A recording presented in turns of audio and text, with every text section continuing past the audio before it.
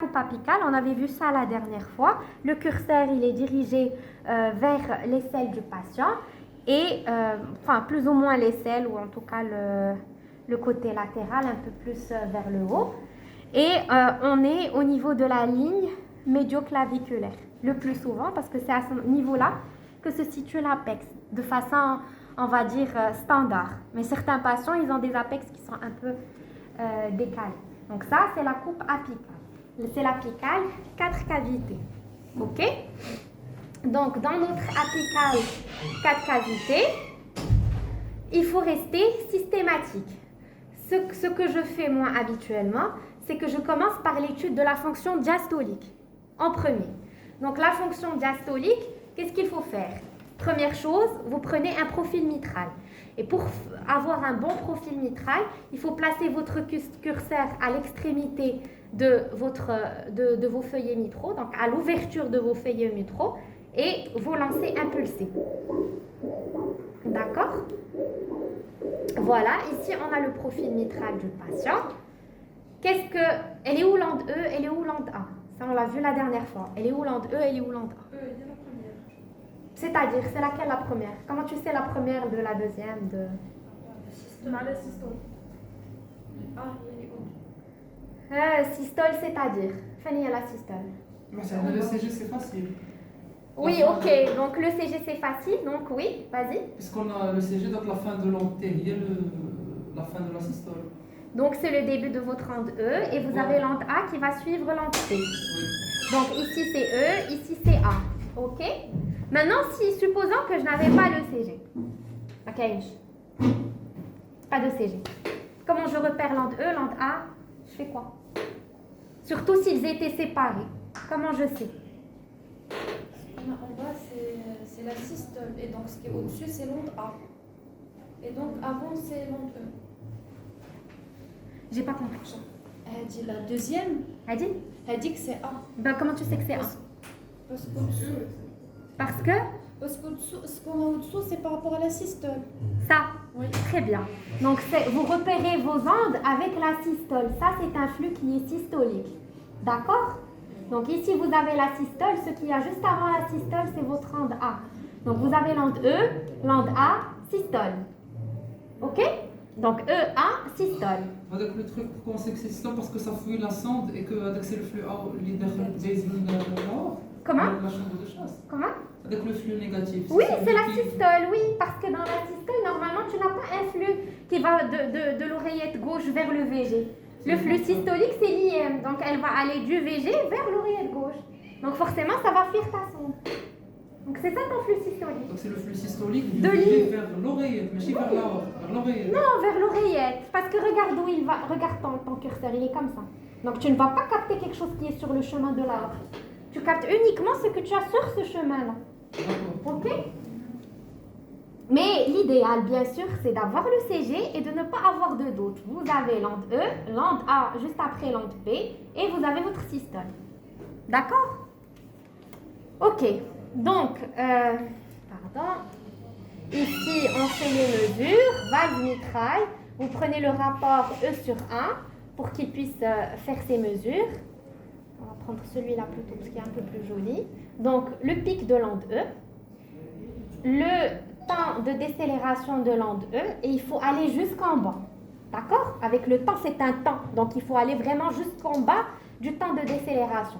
Et puis, vous avez votre onde A. Et vous avez un rapport E sur A qui est à 0,78.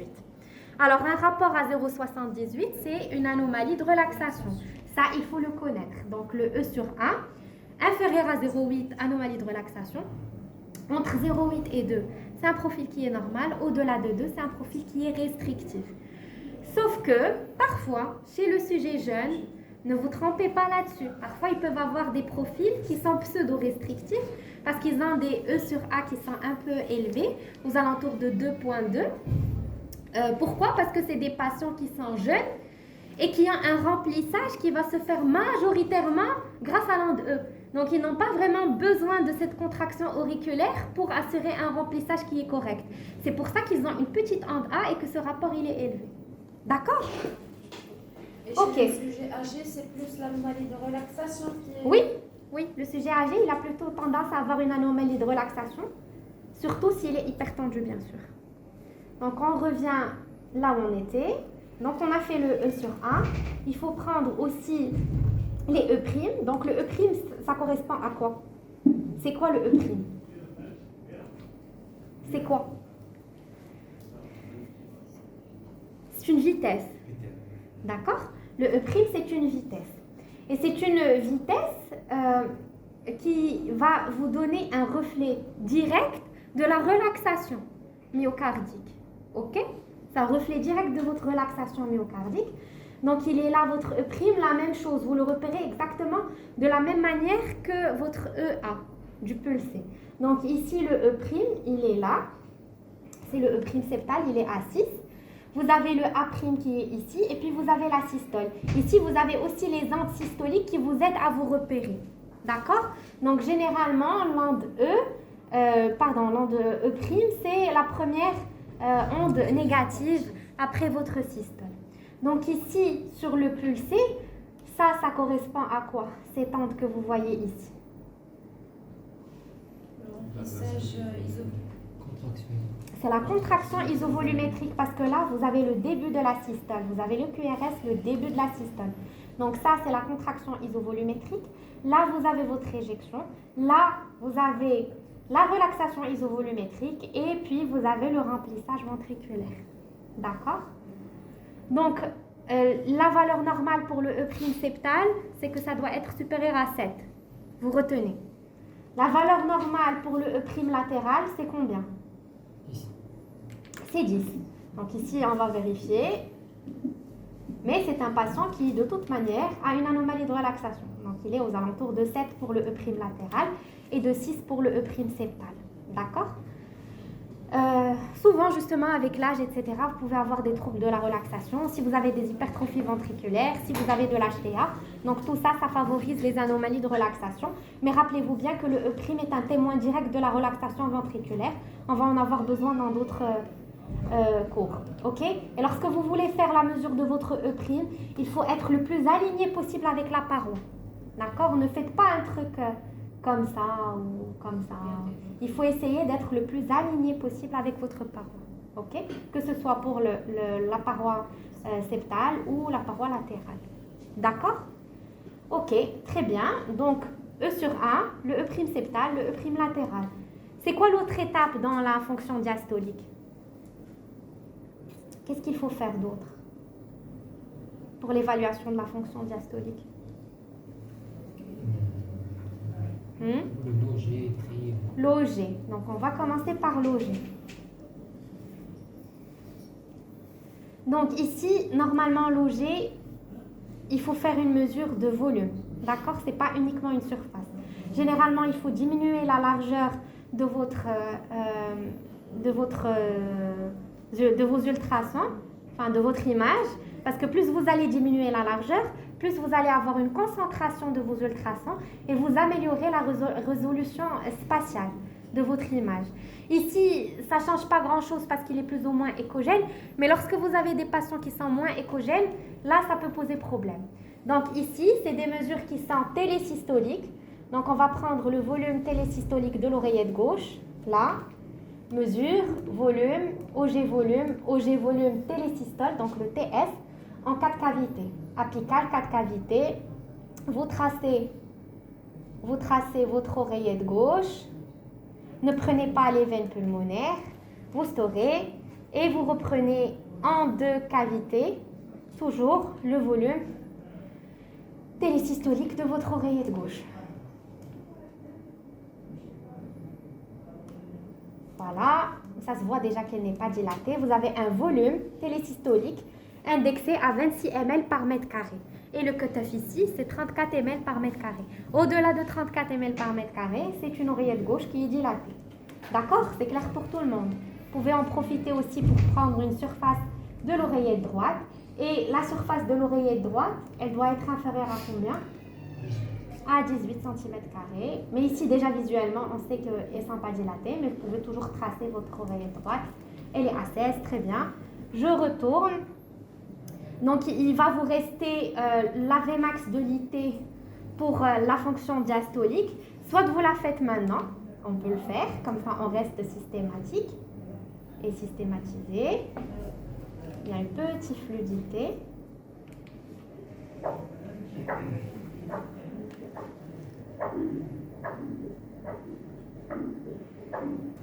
Bon, c'est pas l'idéal.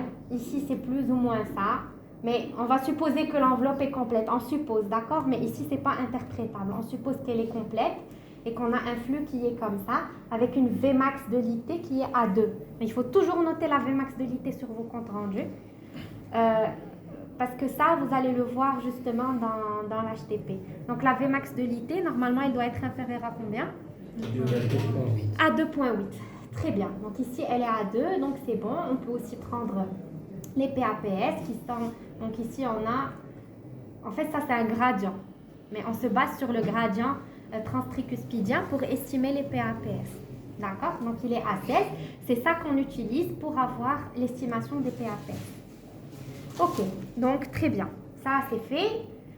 Une fois que vous avez étudié votre fonction diastolique, soit vous allez vers la fonction systolique, et donc votre ventricule gauche, soit vous allez vers les valvulopathies. Mais vous faites comme vous voulez, il faut juste avoir un schéma dans votre tête et vous le suivez, comme ça vous ne ratez rien dans votre évaluation. Ok? Donc, pour ce qui est de la fonction systolique du ventricule gauche, le gold standard, c'est quoi? Le gold standard, c'est quoi? Pour estimer la fonction en VG. Mesure de la FE. La FE par Simpson. Yallah, on va accélérer parce que je commence à... Donc, toujours, donc le volume télédiastolique du ventricule gauche, c'est une mesure qui doit se faire au pied du QRS. Donc, volume, biplan, volume VG télédiastolique. Et vous allez tracer, il faut tracer au niveau de votre endocarde. OK? Et vous suivez bien la ligne au niveau de votre endocarde. Ne prenez pas les trabéculations, ne prenez pas les faux tendons. Et donc, vous dessinez vraiment au niveau de votre endocarde et en dessin. C'est vraiment pas l'idéal pour vous montrer, mais bon. Ensuite, vous faites bouger la petite bille pour avoir la mesure télésystolique. Donc, télésystolique, c'est vers la fin de l'entité. D'accord? Donc, la fin de l'entité, je suis juste en train de voir la plus... Ouais, c'est la plus jolie. Donc, ici, on ne prend pas toujours les trabéculations. Ça, je l'ai inclus tout à l'heure. Donc, je l'inclus maintenant aussi. Et on descend. Hop, hop, hop, hop, hop. Comme ça, plus ou moins. Donc, on est à 54%. Ça, c'est la mesure en monoplan. C'est-à-dire que c'est uniquement le plan de la 4 cavités. Donc, c'est la FE en monoplan. Ensuite, vous allez en 2 caves. Donc, pour passer de la 4 caves à la 2 caves, vous faites une rotation de 90 degrés de votre sangle. On l'a vu la dernière fois. Et vous allez pouvoir passer à la 2 caves. Et la même chose ici en 2 caves aussi. Il faut tracer le volume télédiastolique au pied du QRS en 2 caves. On dessine comme ça.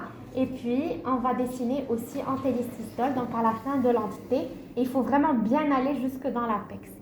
D'accord? Ok, très bien. Donc ça, c'est pour la fonction VG. La fonction VG, le gold standard, on a dit que c'est la fraction d'éjection. Ça, c'est pour le basique. Après, il y a la fraction d'éjection 3D et tout ça. Vous n'allez pas vous encombrer l'esprit avec ça. Moi, je veux que vous appreniez déjà le basique. Ok? Autre astuce pour la fraction d'éjection.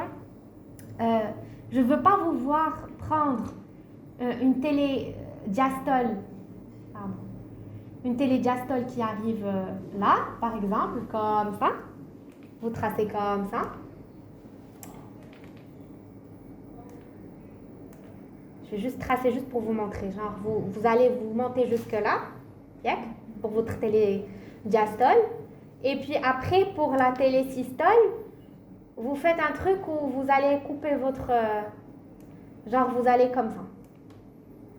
Uniquement comme ça. Et vous descendez. On doit faire la même chose. Il faut aller vraiment jusque dans l'apex parce que ça, je l'ai inclus tout à l'heure. Donc, en l'incluant, j'ai inclus cette trabéculation. Il faut aller jusque dans l'apex. Il ne faut pas tronquer. D'accord? Voilà. Donc, ça, c'était pour la fonction VG. Ensuite, bien sûr, vous vérifiez vos valvulopathies. Bien sûr, pour la mitrale, Ici, déjà visuellement, vous voyez bien qu'elle s'ouvrait bien, qu'il y a une toute petite fuite mitrale. La fuite, on peut toujours la vérifier avec le Doppler continu, celle qu'on voyait tout à l'heure. D'ailleurs, on voit une petite flamèche, donc elle est là. Il y a une petite hyène que vous voyez ici de temps en temps en systole. Voilà, elle est protosystolique, d'accord? Et on voit aussi au Doppler couleur, il y a une toute petite flamèche de reflux. Elle est là. Hop, on la voit ici. Et on la voit ici aussi, je pense. Voilà. Et on la voit ici. D'accord? Elle est vraiment toute petite hyène. C'est une hyène qui est minime. Et vous prenez un gradient si vous suspectez, un gradient avec le continu, si vous suspectez qu'il y a un rétrécissement mitral. Et puis ensuite, vous avez la valve aortique. Donc, on prend la valve aortique. La valve aortique, donc il faut bien l'ouvrir. Pour bien ouvrir la valve aortique, vous devez vous décaler le plus possible vers l'aisselle. Donc là, et vous béquez la sonde et vous dirigez vos ultrasons vers le haut. D'accord? Et là, vous allez voir que vous allez pouvoir dégager l'aorte et la valve aortique qui s'ouvrent ici. Voilà, là. D'accord? Donc, il faut vraiment bien l'ouvrir au maximum pour avoir un joli flux en continu. D'accord? Ça, c'est le flux en continu de votre valve aortique. Vous pouvez le tracer comme ça. Hop. Voilà, vous storez. Il faut toujours prendre le RR. Donc, j'ai commencé ici. Donc, le cycle, je dois le prendre de là, du début au début. Il faut avoir le RR pour qu'il puisse estimer la fréquence cardiaque et calculer le début par la suite. Donc, ça, c'est fait. Pour le continu, on s'en fout. Il faut juste bien ouvrir et lancer le curseur vraiment au milieu de la valve aortique. Par contre, pour le pulser, il faut vraiment bien placer votre curseur à plus ou moins 1 cm de l'ouverture de votre valve aortique. D'accord? C'est au niveau de la chambre de chasse. Et pour être sûr que vous êtes vraiment sur un bon pulsé de la valve aortique, c'est que vous devez avoir le clic de fermeture. Ici, on l'a, il est visible, c'est un bon pulsé. Vous diminuez un peu les gains pour avoir l'enveloppe que vous voyez bien et vous prenez votre pulsé en traçant. Bien sûr, on a pris la chambre de chasse tout à l'heure, donc il va nous calculer le débit. Donc ici, il a calculé le débit à 5,5 litres par minute, indexé à 2,7. Il a calculé aussi la surface aortique parce qu'en fait, on lui a donné aussi les mensurations du patient. Elle est à 4,3 cm², indexée à 2 cm² par mètre carré. Donc, c'est une surface aortique qui est correcte. Et donc, vous vérifiez le débit, vous vérifiez les ITV, vous vérifiez le gradient moyen sur la valve aortique lorsque on a utilisé le continu. La Vmax, une Vmax qui est inférieure à 2,5 ou 2, le plus souvent, il n'y a rien, il n'y a pas de sténose, d'accord? Et un gradient moyen qui est à 2,33, donc c'est bon, il n'y a rien de particulier. L'ITV aortique, elle est à 18. Vous voyez aussi l'ITV sous-aortique qui est ici à 16, donc ça va, c'est correct. Et vous voyez les débits, d'accord? Ok. Donc ça c'est bon pour ce qui est de la valve aortique. Il nous reste le VD. On fait une pause, comme ça toi aussi tu peux